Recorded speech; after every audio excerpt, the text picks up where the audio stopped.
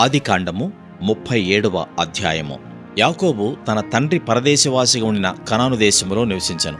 యాకోబు వంశావళి ఇది. యోసేపు 17 ఏండ్ల వాడై తన సహోదరులతో కూడా మందను మేపుచుండెను. అతడు చిన్నవాడై తన తండ్రి భార్యలైన బిల్హా కుమారులిద్దను జిల్పా కుమారులిద్దను ఉండెను. అప్పుడు యోసేపు వారి చెడుతనమును గుర్చిన సమాచారము వారి తండ్రి యొద్దకు తెచ్చుచుండువాడు. మరియు యోసేపు ఇశ్రాయేలు వృద్ధాప్యమందు పుట్టిన కుమారుడు గనుక తన కుమారులందరికంటే ఎక్కువగా అతని ప్రేమించి అతని కొరకు విచిత్రమైన నిలువుటంగి కుట్టించెను. అతని సహోదరులు తమ తండ్రి అతనిని తమ అందరికంటే ఎక్కువగా ప్రేమించుట చూచినప్పుడు వారు అతని మీద పగబట్టి అతనిని క్షేమ సమాచారమైనను అడుగులేకపోయిరి. యోసేపు ఒక కల కని తన సహోదరులతో అది తెలియచెప్పగా వారు అతని మీద మరీ పగబట్టిరి. అతడు వారిని చూచి, నేను కనిన ఈ కలను మీరు దయచేసి వినుడి. అదేమనగా, మనము చేనులో పనలు కట్టుచుంటిమి. నా పన లేచి నిలుచుండగా మీ పనులు నా పనను చుట్టుకొని నా పనకు సాష్టాంగపడినని చెప్పాను. అందుకతని సహోదరులు, నీవు నిశ్చయముగా మమ్ము నేలిదవా, మా మీద నీవు అధికారి వగుదువా అని అతనితో చెప్పి అతని కలను బట్టియు అతని మాటలను బట్టియు అతని మీద మరింత పగబట్టిరి. అతడింకొక కలకని తన సహోదరులకు తెలియచేసి, ఇదిగో నేను మరొక కలగంటిని. అందులో సూర్యచంద్రులను 11 నక్షత్రములను నాకు సాష్టాంగపడినని చెప్పెను.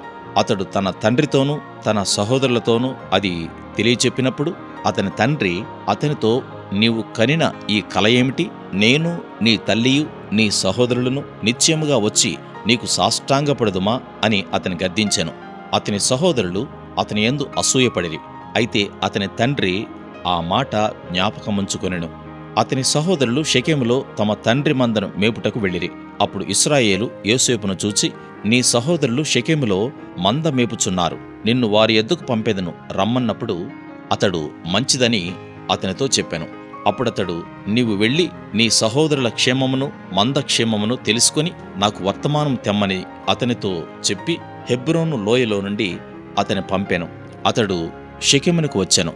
అతడు పొలములో ఇటు అటు తిరుగుచుండగా ఒక మనుషుడు అతనిని చూచి, నీవేమి వెదకుచున్నావని అతనిని అడిగెను. అందుకతడు, నేను నా సహోదరులను వెదకుచున్నాను, వారు ఎక్కడ మందను మేపుచున్నారో అది దయచేసి నాకు తెలుపుమని అడిగాను. అందుకు ఆ మనుషుడు, ఇక్కడ నుండి వారు సాగి వెళ్ళిరి, వారు దోతానుకు వెళ్ళుదము రండని చెప్పుకొనుట వింటినని చెప్పాను. అప్పుడు యోసేపు తన సహోదరుల కోసము వెళ్లి దోతానులో వారిని కనుగొనెను. అతడు దగ్గరకు రాకమునుపు వారు దూరము నుండి అతని చూచి అతని చంపుటకు దురాలోచన చేసిరి. వారు, ఇదిగో ఈ కలలు కనువాడు వచ్చుచున్నాడు, వీని చంపి ఇక్కడనున్న ఒక గుంటలో పారవేసి దుష్టమృగము వీని తిరివేసినని చెప్పుదము, అప్పుడు వీని కలలేమగునో చూతము రండని ఒకరితో ఒకడు మాటలాడుకునిరి. రూబేను ఆ మాట విని, మనము వారిని చంపరాదని చెప్పి వారి చేతులలో పడకుండా అతని విడిపించెను. ఎట్లనగా, రూబేను అతని తండ్రికి అతనిని అప్పగించుటకై వారి చేతులలో పడకుండా అతని విడిపింపదలచి రక్తము చిందింపగుడి అతనికి హాని ఏమీ చేయక అడవిలోనున్న ఈ గుంటలో అతని పడద్రోయుడని వారితో చెప్పెను.